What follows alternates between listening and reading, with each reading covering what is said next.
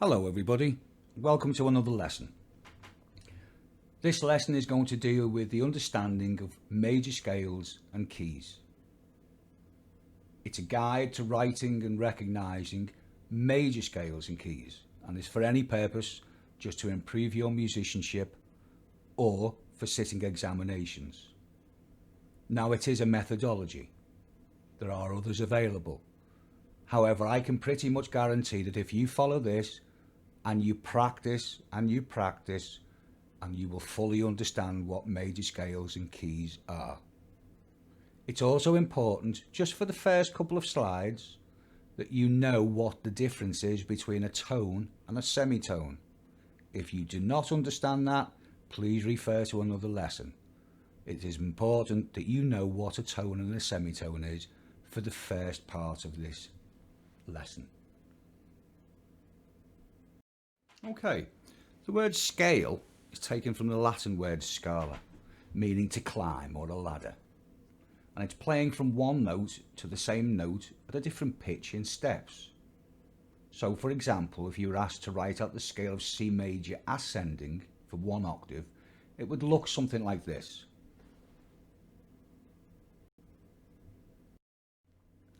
Now let's look at the examples. The scale contains basically 8 notes inclusively, and for the purpose of seeing how the scale is constructed, we split these notes into 2 groups of 4. Now this is dealing with just an octave scale. Each group of 4 is called technically a tetrachord, and it follows the same sequence of both tones and semitones. The sequence that each tetrachord follows is quite simply 3 tones and 1 semitone. Now we must remember that the very first note, i.e. middle C in this case, is the first tone that you're starting the scale from. So an example of the scale with the tones and semitones shown in each tetrachord is shown here. And as you can see, C is the first tone, D would be a tone higher, E would be a tone higher, F would be a semitone higher. That's the first tetrachord. The second tetrachord, G would be a tone higher than F, A would be a tone higher than G, B would be a tone higher than A, and finally the semitone step between the B and the C.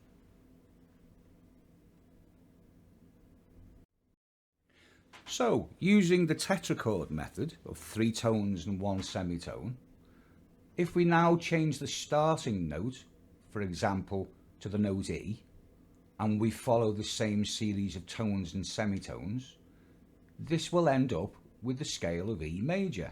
So as you can see, you get the note E, which is the first tone. You then go up a tone to F sharp, up another tone to G sharp, and then a semitone step to A. Then the second tetrachord, we take a full tone up to B, a full tone up to C sharp, a full tone up to D sharp, and the last semitone step is between the D sharp and the E. Now this will work for any starting note in the scale you want to choose. Now that method that we've just used of using the tetrachords will work very well. However, there are a little problem with just using that method. And I'd advise you to double check your answers using that method after you've finished this particular lesson, which will get rid of any issues that you might find by using the tetrachord method. Okay, so if you remember back to the first example that I showed you, which was C major, okay, we didn't need to insert any sharps or flats using the tone semitone method, the tetrachord method.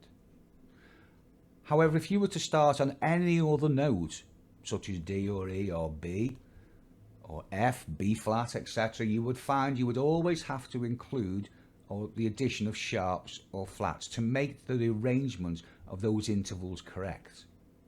So for example, if you were starting on the note A, you would find you would require 3 sharps, whereas if you were to start your scale on the note F, you would just require 1 flat. So depending on where you start indicates whether the scale should contain either sharps or flats and of course, how many. So referring back to that last slide, we said that depending on what note you start on, with the exception of C, you would have to include X amount of either sharps or flats.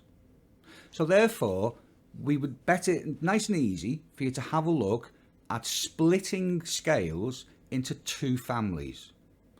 You've got, as you can see from the slide, you've got C major right in the middle. It doesn't need any sharps or flats to add. However, if you have any of the others, they're either going to contain sharps or they're going to contain flats. So you have on the left hand side of this slide the sharp family. In other words, if you were to start on the note G or you were to start on the note D, etc., you would have to include sharps. If you were starting on the note F or the note A flat, then you would have to include flats. So all we're doing is just basically splitting the starting points into two families, those that contain sharps and those that contain flats. So first of all, we're going to look at the family of scales / keys, which we'll discuss the difference later on, that contain sharps. The sharp family, who require the addition of sharps to make the run of intervals correct, consists of these starting notes. Starting on the note G, starting on the note D, starting on the note A or E or B or F sharp or C sharp. So let's have a look at the scale of B major as an example. So to start off with, if you were required to write out the scale of B or B major, you'd start off by putting the notes on the staff from lower B up to the upper B. It's quite simply just one letter name at a time. B, C, D, E, F, G, A, B. Now, once we've got the B up to the next B, we need to ask ourselves two questions. So rather than worrying about the tones and the semitone stuff, we just look at this and we say, okay, how many notes? We know that the scale of C is the only one that doesn't have any, and we know that this scale, because it's in the family of sharps, is going to contain some notes that need to have a sharp sign placed in front of them. So we need to know, first of all, how many of the notes in the scale of B do we need to put a sharp sign in front of? And the second question is going to be, well, if we say, for example, that this scale needed to have two sharps, we need to know which notes need to be sharpened. Okay, so at this point, I'm just going to digress a little bit, just for a slide or two. Now, you might ask yourself, why on earth is there a picture of Father Christmas on here? And as I said to you, I just want you to bear with me. I want you to imagine this little story, and it's about a little guy called Little Johnny Wrongen, and he decided he wanted to go to the cinema. And he stood outside and looked up at the main show board, listing all the films, and spotted the film he wanted to see, and it was called Father Christmas Gets Drunk After 8 Beers, and it had an 18 category on it. Now, unfortunately for Johnny, the film, as it said, had an 18 classification, and after much arguments and deliberation with the box office staff, he was not allowed to go in to see it due to him being underage. So Johnny Wrongen was not happy with this, and he decided he was going to get his own back on the cinema staff. So what did he do? He climbed up on the show board that listed the names of all the different films. And he got up to the one he wanted to go and see, Father Christmas Gets Drunk After 8 Beers, and he moved the two words from the front of the film title to the end. So now instead of it reading Father Christmas Gets Drunk After 8 Beers, it read Gets Drunk After 8 Beers Father Christmas. So before Johnny had been at it, the correct title of the film was Father Christmas Gets Drunk After 8 Beers. And after he'd been at the title board, it read Gets Drunk After 8 Beers Father Christmas. Now, it's really important for you to remember this little story, and especially the outcome. Before Johnny had got at it, Father Christmas Gets Drunk After 8 Beers. After he'd changed them around, it was Gets Drunk After 8 Beers Father Christmas. please remember this story. Now, the digression has finished. We're back to the scale of B major. So do you remember what we said was we start writing B up to the next pitch B in the normal alphabetic steps. B, C, D, E, F, G, A, B. Then we have to ask ourselves two questions. We know that they're going to contain sharps. We just don't know. What we've got to find out is how many of these notes have to have a sharp sound in front of them. And which notes are they? Okay, hopefully the story will now start to make sense. Let's just recap. Father Christmas gets drunk after 8 beers, and then after Johnny had been at it, gets drunk after 8 beers, Father Christmas. Okay. All we need to do is, we're looking at the scale of B. The first question was, how many of the notes within the scale of B have to have a sharp sound in front of them? Now all you've got to do is you put the name of the film after Johnny had been at it.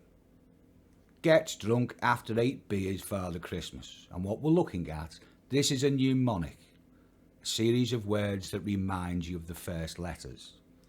If you look at the first letters from all of those, you get G, D, A, E, B, F, C. Let's count along until we hit the letter of the scale we're trying to work out. So we were doing the scale of B. We count along, it's number 5. Gets drunk after 8 beers, 5. Therefore, the scale of B has got 5 of its notes that need to be sharpened. And as the meerkat said, it's that simple. So a couple of exercises.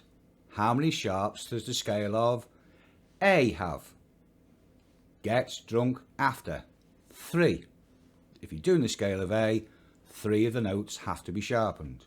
If you're doing the scale of D, gets drunk, it's the second one. Therefore, 2 notes in the scale of D have to be sharpened. The scale of E major. Gets drunk after 8, the 4th one along. It's got 4 sharps in it. Now, something we must remember, and it's really important. When we're looking at this order of words, as in the gets drunk after 8 beers, Father Christmas, after Johnny had changed it, we're looking at the word father and Christmas as father sharp, Christmas sharp. That is that the scale is starting on the note F sharp or C sharp, not ordinary F and not ordinary C, because of course we mentioned at the very start that the scale of C does not have any sharp notes in it. But if you start off your scale on the note F sharp or the note C sharp, then the scale of F sharp would have to have 6 of the notes sharpened, and the scale of C sharp would have to have 7 of the notes sharpened. So we're going to go back to B again. We need to look at the second question. First of all, we said, how many did the scale of B have? In other words, how many of the notes have to be sharpened? And we counted along from when the naughty boy had been at it. Gets drunk after 8 beers, 5. We know 5 of the notes in the scale of B major have to have a sharp sound in front of them, but we don't know which ones. So therefore, this is when you put the film title back to normal, before Johnny altered it. And then all you do is you count in for as many as you require. So for example, if B major has got 5 sharps, then they are, putting the rhyme back to normal, the mnemonic back to normal, number 1, which is father, number 2, which is Christmas, number 3, which is gets, number 4, which is drunk, and number 5, which is after. In other words, the notes F, C, G, D, and A, those 5 have to have sharp sounds in front of them to make the scale correct. So let's look at the film title and how you would use it. So if you're going for an examination, you get a bit of scrap paper, you write down what I've put here. Across the top, you write Father Christmas gets drunk after 8 beers, remembering to put a sharp sign after the word father and the word Christmas to indicate F sharp and C sharp scales. If then you start off, you remember we want to know how many in the scale need to have sharp sign placed in front of them. That's when we're starting at the word gets. So gets is number 1 and so on, round to C sharp, which is number 7. Then we look at the second question. Well, if we know, for example, that B major had 5 sharps, which ones are they? Put the numbers from the beginning this time, put your mnemonic into order again. Father would be number 1, Christmas sharp would be number 2, G would be number 3, D would be number 4, etc. Okay, so let's try a couple using this. We were doing the scale of F sharp major. First of all, we'd write the letter names of F to F on the staff, and then we'd say, okay, how many has the scale of F sharp got? We want to know how many of these notes need sharp sounds in front of them. We start off on the top line of numbers, i.e. from gets. So it's gets is 1, drunk is 2, 3 is A, 4 is E, 5 is B, 6 is F sharp. Therefore, the scale of F sharp has to have 6 of its notes sharpened. And therefore, you'll find that you've already got where you put your F sharp note in. That it starts off the F sharp. Which ones are they? There it is. F sharp is number 1, C sharp is number 2, the G will have a sharp sound in front of it, making number 3, D will be number 4, A will be number 5, and finally E will be number 6. If we were doing the scale of E major, how many is the scale of E got? Gets drunk after 8, 4. Which ones are they? F, C, G, and D. The scale of G major. How many is the scale of G major? Well, there it is, the very first one. 1. One of the notes in the scale of G has to be sharpened. Which one is it? It's the F. Okay, so back to our original example, the scale of B major. There's your notes on the staff from B going up in letter names, B, C, D, E, F, G, A, B. Always start like that. Then we look at it and we say, okay, we need to know how many of the notes need to be sharpened. So we're starting at gets drunk after 8, B is Father Christmas. B is the 5th one along, so within 5 of those notes have to be sharpened. Which ones are sharpened? We put the rhyme back to normal, the mnemonic back to normal. So number 1 is F sharp, number 2 is C sharp, number 3 is G sharp, number 4 is D sharp, and finally number 5 is A sharp.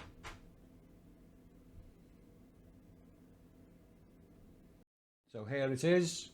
Here's before adding the correct sharps, where you just get the letter names, B, C, D, E, F, G, A, B. And after adding the correct sharps, how many has it got? 5. Which ones are they? F, C, G, D, and A.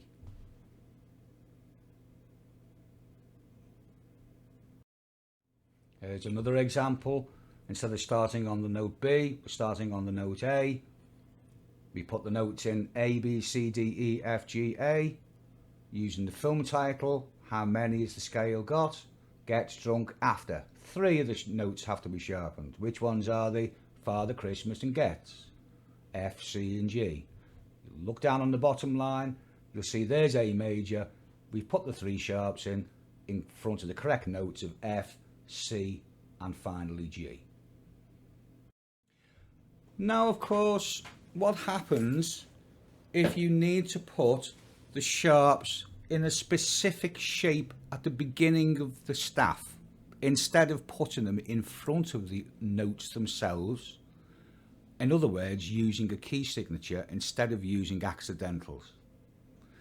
As you're probably aware, a key signature is actually when you place all the required sharps, or when we do the flats, for your particular scale in a clump at the start of the line between the clef and the time signature. It looks something like that.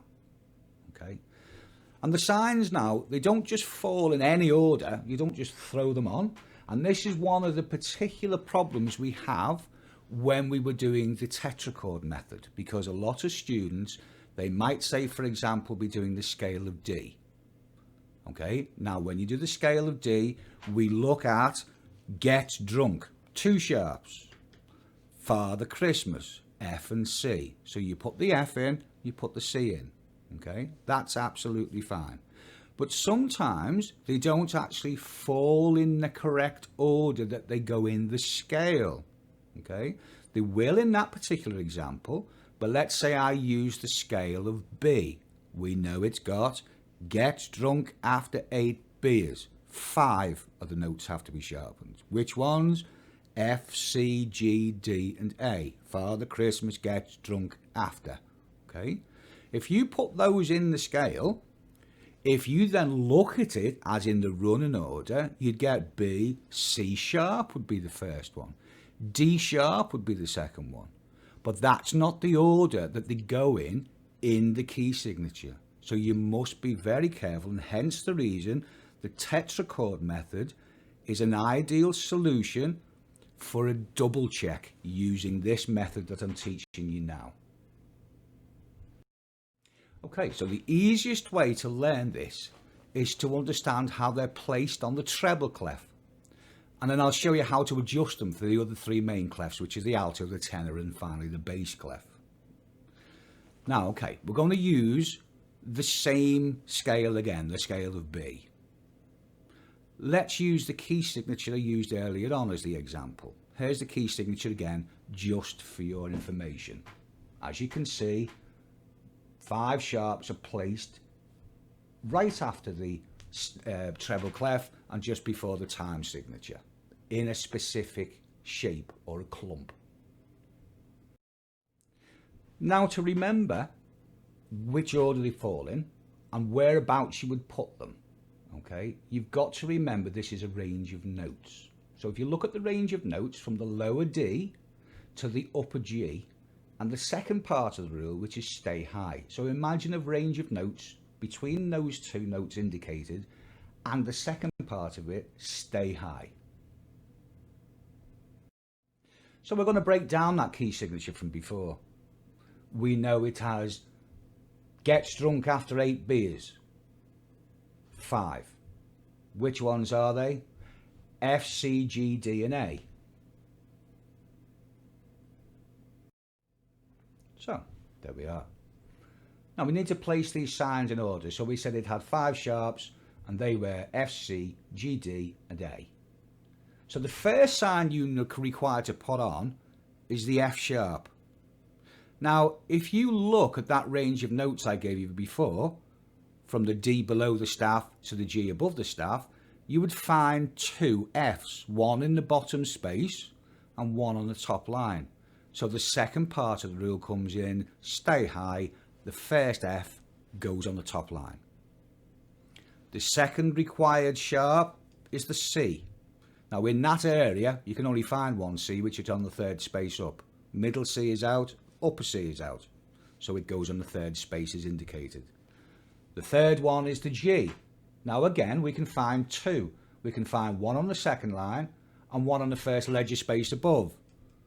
Staying high, it goes on the first ledger space above the staff. Now as you can see, you just continue on for the D and for the A in this particular case. And you will result in the correct shape for the clump, for the key signature. Okay. So when we put all the key signatures out, this is what the sharp family of key signature shapes should look like on the treble clef. As you can see from the examples, G major is the first one with an F sharp on the top line. D major, gets drunk, which ones are they? Father Christmas, the F and the C, the F on the top line because of the stay high rule, the C on the 3rd space up, and so on. A major with 3, F, C and G, E major with 4, F, C, G, D, B major with 5, F, C, G, D and A, F sharp major with 6, F, C, G, D, A and E, and C sharp major, the last one with 7, F, C, G, D, A, E and B.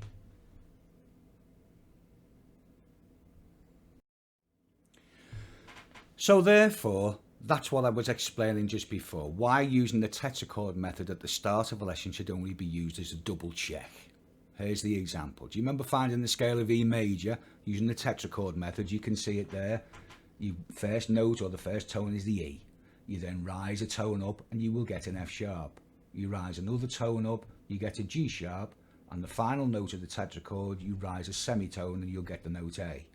You then go into the second tetrachord by going up a tone to the B, a tone to the C sharp, a tone to the D sharp, and finally a semitone to the E. However, do you notice the run of the sharps as they were sounded?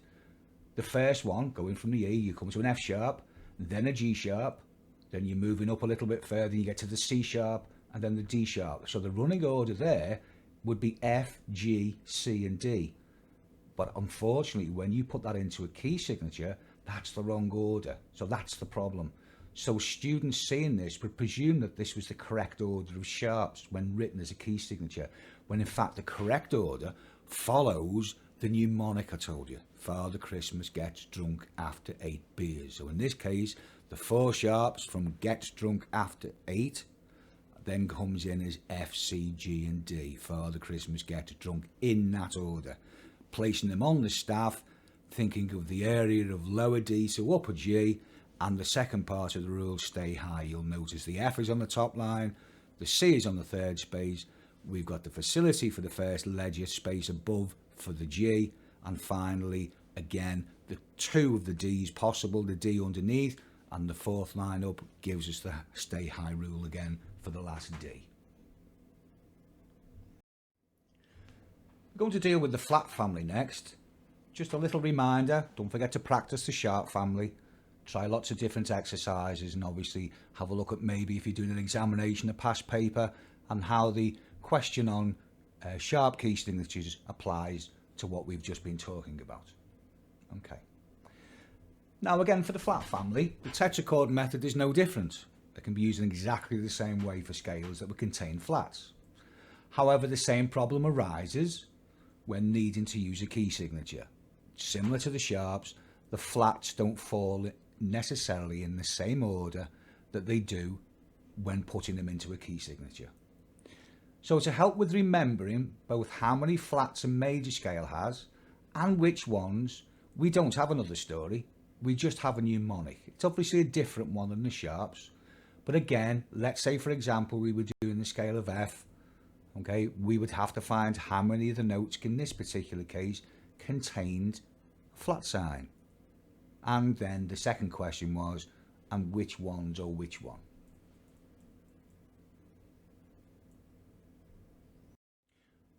For the flats, here's our mnemonic.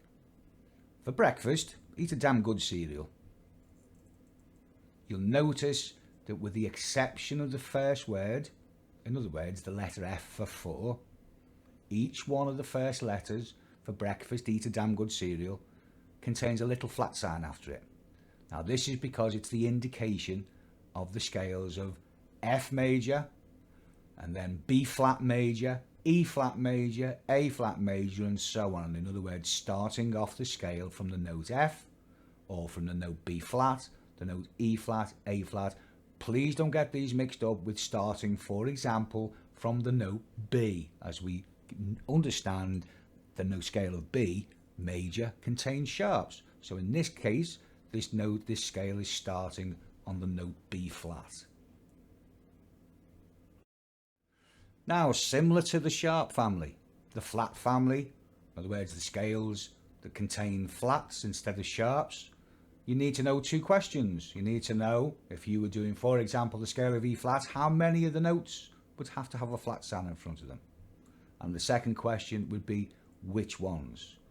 Now, something to note that might come up is, for example, if I refer you back to the F sharp scale, we said the scale of F sharps has got gets drunk after 8 beers, father sharp, 6. And they are F, C, G, D, A, E. Now, when you put those onto the staff, you'll actually count 7, because of course there's a starting F and an ending F at a different pitch. You would put a sharp sign in front of both, but it's the same letter that you've sharpened, the same, although it's a different pitch, the same letter sharp. Now this is going to apply when doing the flats. So for example, if we're going to do the scale of E flat, you would start off with the letter names E, F, G, A, B, C, D, E. When you come to putting the flat sign in, of course it's going to start on an E flat, so you'll find one of the flats is going to be in front of the first E, and of course the last E. We don't count it as two, we just count it as the same letter name.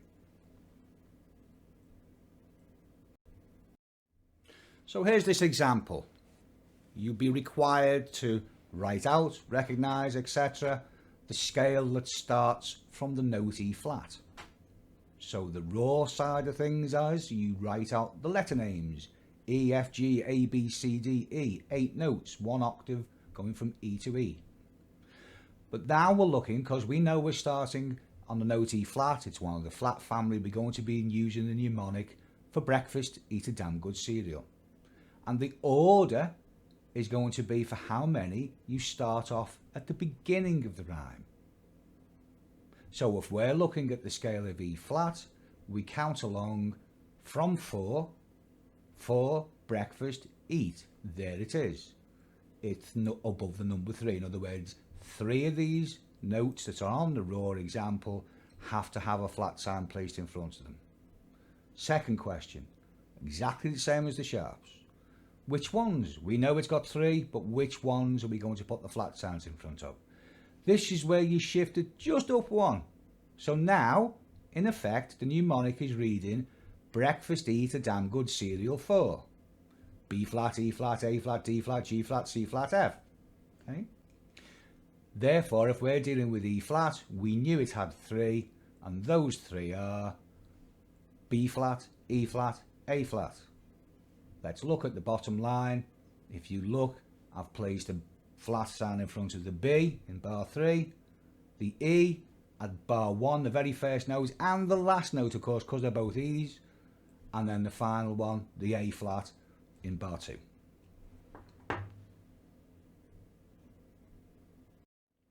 Now again, you'd practice doing the mnemonic for breakfast, eat a damn good cereal. Start at the beginning to find out how many. Start at breakfast, or the letter B flat, for when you want to find out which ones. Okay. Now, to put these in the clump, if you're not using accidentals in front of the notes, putting the flat signs in front of the notes, you're putting them in the key signature shapes just after the clef and the time, in between and before the time signature. Then we need to look at what order they're going to be going in and how we're going to find which shape is correct. So we need a little rule to do this. So very similar to the sharp rule for placing on a treble clef. I'll teach you how to do it on a treble clef, and then we'll move it on to the other clefs a little bit further on. Now the rule for the flats is you find B in the middle and then up down. It's that simple. Find B in the middle, then up down. So here's an example. If we're going to write out the key signature for the scale of D flat major, instead of using the flat signs in front of each individual note required, as in using accidentals. Here's the mnemonic again. You'll find that D flat major has 5 flats. Reason being, for breakfast, eat a damn, 5th one along, 5 flats. Which ones are they? We start off at B flat, that is B flat, E flat, A flat, D flat, and G flat. So those are the ones we're going to have to put on, the B, the E, the A, the D, and the G. Where do we put them? First one is a B. Right slap bang in the middle. There's your rule. Find B in the middle. Middle line. Then all we do is we say we then go up down. I.e. we go up to the E, then down to the A, then up to the D, and down to the G. Now if you had to do another one that had a couple more, it would be the B in the middle, up to E, down to A, down to D, down to G, up to C, down to F. That would give you the 7 flats in the correct order. So here's another example of writing the original flat exercise scale of E flat major. First of all, the question might read, please write the ascending scale of E flat major for 1 octave and inserting the correct accidentals. Okay, breaking it down. You start off on both scales, whether it's with or without a key signature, in this case using the accidentals, with just E to up to the next E, E, F, G, A, B, C, D, E. We find we use our mnemonic for breakfast, eat, therefore E flat major's got 3, and they are breakfast, eat, B, E, A. You look at that first example in front of the B, first note of bar 3, there's the flat. The E, first note of the last note of the exercise, because there is the same letter name, flatten both. And the last one, the A, second note of bar 2. That's what the scale will look like when it hasn't got a key signature. When you're asked to put a key signature in, or you have to recognize the scale from its key signature, we can look at that and we can say, first of all, that's how you put it on. There's the B in the middle, then we've gone up to E and then down to A. And of course, the recognition would say, well, there it is. It's 3 flats. What scale is that? Okay, well, we just go along until we go 4, breakfast, eat. Which one, how many's it got? It's got 3. Which one's got 3? E flat major. There's the recognition part of it. So again, before we move on, vital, absolutely vital that you go back over this lesson. You might not get it on the first listening, but if you continue to just keep practicing and keep listening, you will get that, and it will improve your musicianship with regards to major scales and key signatures without a problem whatsoever. Now, of course, sometimes and quite regularly, depending on what instrument you're playing, depending in what context you're doing it, you might not have everything just on a treble clef. Treble clef is probably the most common, and as I said, but not always having to put a key signature on the treble clef. So what we're looking at, I've suggested that all your correct key signature shape can be found on the treble clef, and then you move them from there. So we've learned how to find them on the treble clef, and then all you've got to remember is how we move them to suit a different clef. So I want you to imagine that when you're going up, the ladder is running up the side of your staff. So one rung is a line, the next rung up would be a space, then a line and a space, then a line and a space, and so on. So if I had to step down one rung on the ladder from the middle line, it would go to the second space up.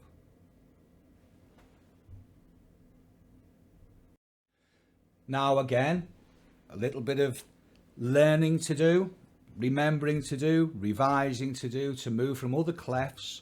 You have to remember this is how you do it. If you're going from the treble, okay, to the alto sign, which is what's shown here, you just got to remember it goes down one rung. So if it was on one particular place, let's say the third line on the treble, then that same one would be down one rung on the ladder. In other words, the second space on the alto would be exactly the same note. If you were going from the treble clef to the bass clef, you would take it down 2 rungs. So in other words, if you'd put an F sharp on the treble clef on the top line, you would go down 2 rungs to the second to top line on the bass clef. And if you're going from the treble clef to the tenor clef, which is indicated here, for flat key signatures only, okay, not sharp key signatures, and I'll refer back to this in a minute, for flat key signatures only, you go all up one rung. So it's 1 down from the treble to the alto, 2 down from the treble to the bass, and for flats only, from the treble to the tenor goes up 1 rung. So here's some examples. First of all, from the alto, we're going to go down 1. In the first example, I've shown 3 sharps. Gets drunk after the scale of A major. Those 3 sharps are the F and the C and the G. We know when we're writing them on the treble, the F, we've got 2 options within the space, which is within the range, I should say, from the bottom space, which is the F, to the top line. We always stay high, so there's the F. There's only 1 C available. There's the third space up. And then there's 2 Gs within that range, 1 on the second line, 1 on the first ledger space above. We stay high, so that's what it looks like on the treble. So if we want to go to the alto, we put it onto the treble and then we transfer it down by 1 rung on the ladder. So it looks the same shape, but as you notice, it's 1 step down from where it was on the treble. Now that's the same with the next example going across, where I've indicated the D flat major key signature. There's 5 flats there on the treble. The B, go up to the E, down to the A, up to the D, down to the G. To go on to the alto, we just take all of that down one rung on the ladder. In other words, instead of the third line up, it goes into the second space, and so on. Going down to the second little exercise, from when we're going to the bass, we have to take 2 steps down on the ladder. So there's, in the treble clef, you've got the top line, the third space, and the first ledger space above, indicating the F, C and G from the scale of A major. When you want to write that on the bass clef, you take it down 2 steps. So the F, instead of being on the top line, would go into the second to top line. The C, instead of being on the third space up on the treble, now becomes the second space, and so on. And the same again with the D flat major key signature. We've got the 5 flats there. You can see when they go to bass, it's taken 2 steps down. And then we're looking at the tenor on the bottom one. I've indicated again on the treble clef the key signature for D flat major with the B, E, A, D and G. You can see the B in, for example, the B and the E, the third line in the top space. When you go to tenor, the third line becomes the third space. The top space becomes the top line.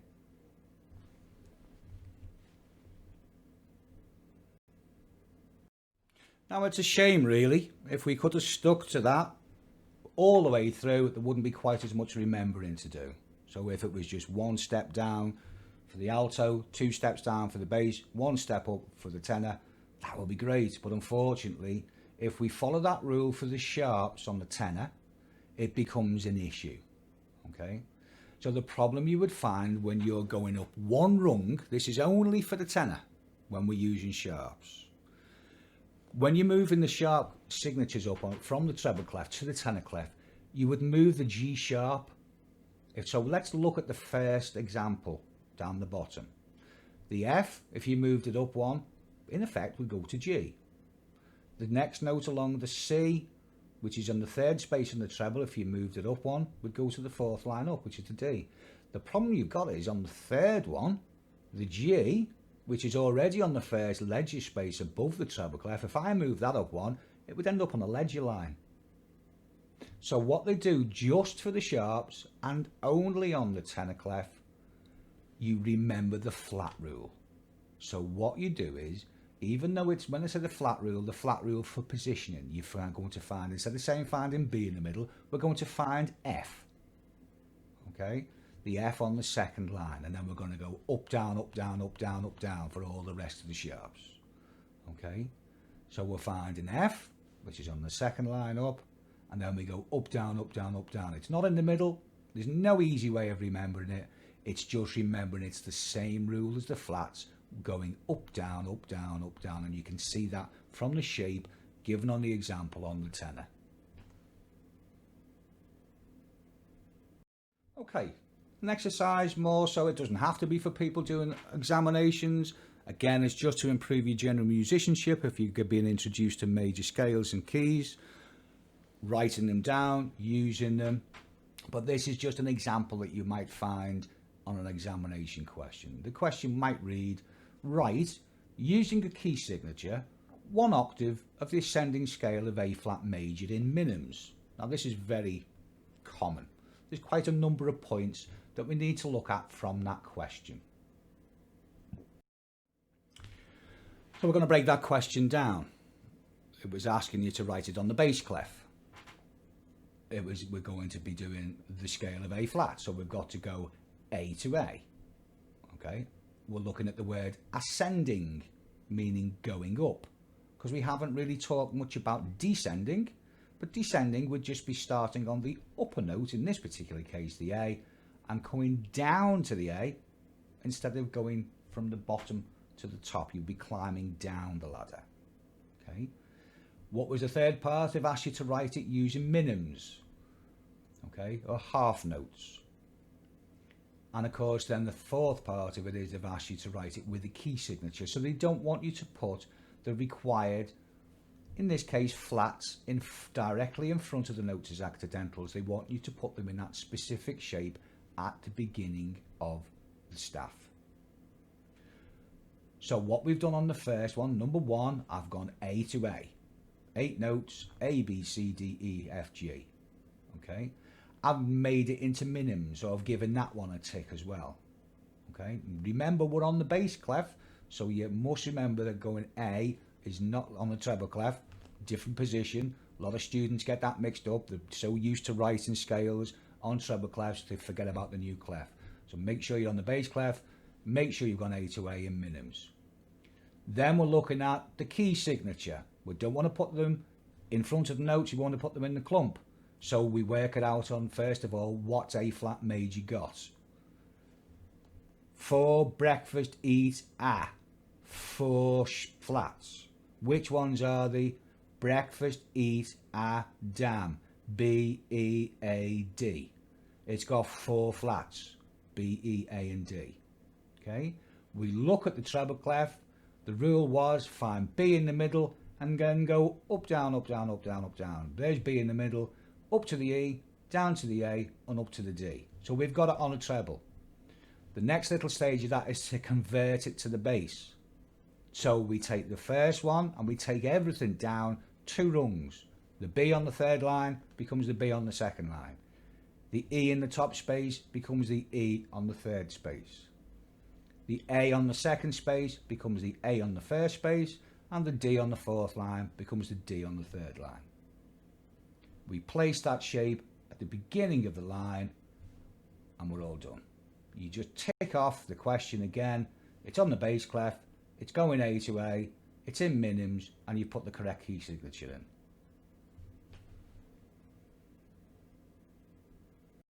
Don't be put off by a slightly harder version.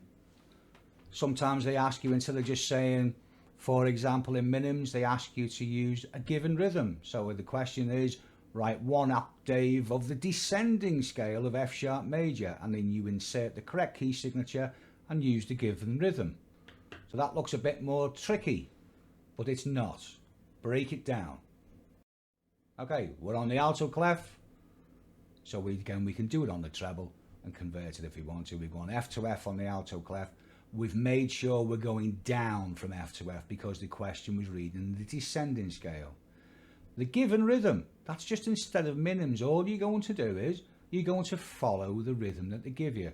Don't be put off by the tie sign. The tie sign is there for the purpose. It just means to keep the same pitch note. In this case, the D.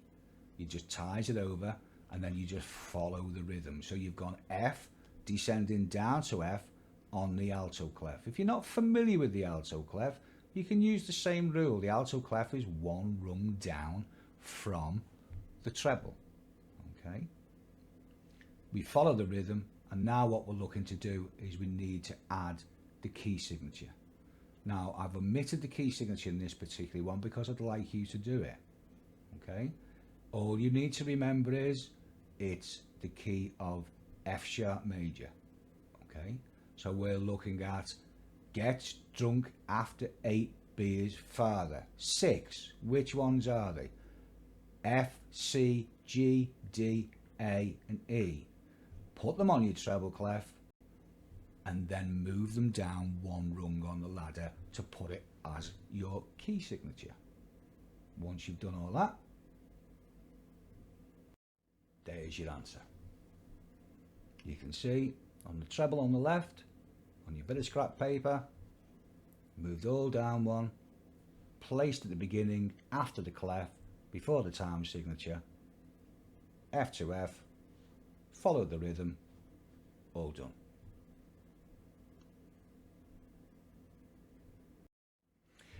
Now you'll also notice, or you might have read, something about the key cycles, cycle of 4th, cycle of 5ths. Okay, this is basically another way, if you're comfortable with following intervals through, of how the keys follow one another. So the above diagram, you can see the interaction between the keys. You see on the clock face. If it's read clockwise, it will continuously climb in perfect 4th intervals. Now, as I said, if you're not familiar with intervals, there's another lesson on intervals that you can follow after this one. If you're already familiar with intervals, this will make a lot of sense. Okay? If you're not, unfortunately, it's just another double checking method. The method I've just shown you, using mnemonics, actually takes away the need really for this particular part of the lesson. Okay? So as I said, if you go clockwise, it goes in perfect fourths. It will take you through the flat key family. If you notice, C has got none, and F has got one flat. B flat, which is a perfect fourth higher than F, has got two flats. E flat, which is a perfect fourth higher than B flat, has got three flats. A flat, which is a perfect fourth higher than E flat, has got four flats, and so on. Okay. So if you hear the cycle of fourths, it's just basically introducing you to another way of finding the running order of the flat keys. Now if we follow the clock anti-clockwise, it climbs this time a perfect fifth rather than when we went clockwise into perfect fourth, and this time it takes us through the sharp family of keys in the running order, adding a sharp each time. So we're starting off at C, no sharps, climbing a perfect fifth to G with one sharp, climbing a perfect fifth to D, two sharps, climbing a perfect fifth to A, three sharps, and so on. So anti-clockwise is perfect fifths, takes you through the sharps. Clockwise, perfect fourths, takes you through the flat key signatures.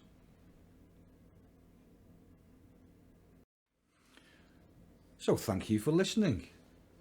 I hope you found that this has helped you. I know in immediate on the first listen it will be quite confusing, but hopefully if you practice like I suggest and go through all the exercises, it will give you some insight into improving your musicianship. And obviously if you're going for examinations, if you follow it through numerous times and as I say go through the exercises, you will get the questions marked correctly. So thanks again for listening, and I hope you watch the next in the series, which is going to be minor keys.